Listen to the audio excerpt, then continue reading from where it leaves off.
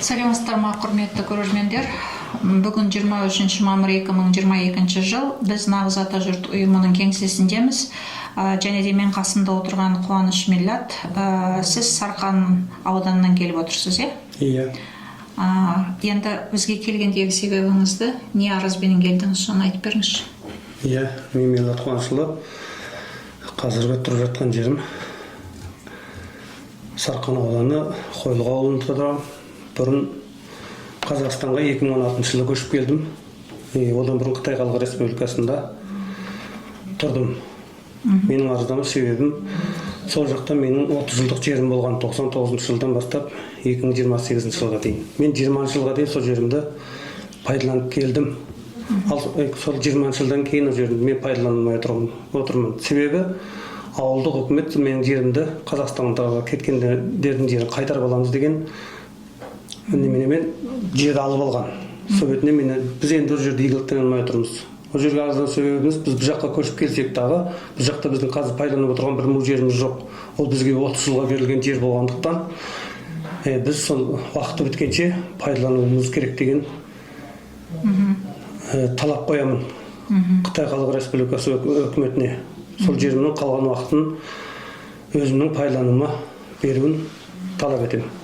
Қазақ автоном облысының қайсы жерінен анық келдіңіз сол? Қазақ автоном облысы Тарбағатай аймағы Тола ауданы, Толат ауылы, Алмалы қыстағының тұрғынымын.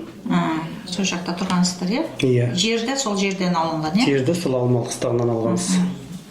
99 жылдан 29 жылға дейін күші бар, 24 мың дедіңіз. 24 мың суармалы атыз ғой. Суармалы, окей. Орны 4-ші құдық. 4-ші құдық деген бар, е? Соны жазып қойайын.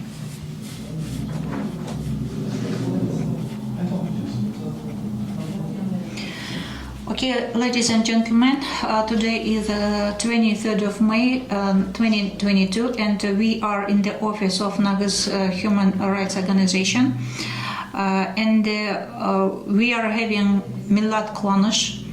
His ITN number is 780614000149 and he came from Sarkan district, Taldykorgan region and he is a resident of house 108 Kabanbay Batır Street.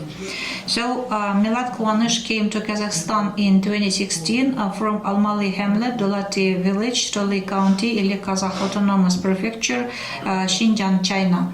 Millat Қуаныш is filing a complaint because of his legal land given him in 1999 of arable irrigated land of 24 mu in the above mentioned area and it's called the Fourth Well.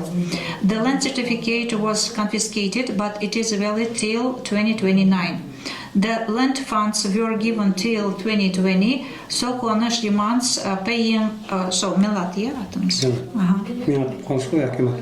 Millat, okay. Қуаныш demands paying the funds from 2020 till the end of the land lease. He demands not to violate the land law of China and to restore his rights to land till the end of the land lease. Thanks for attention.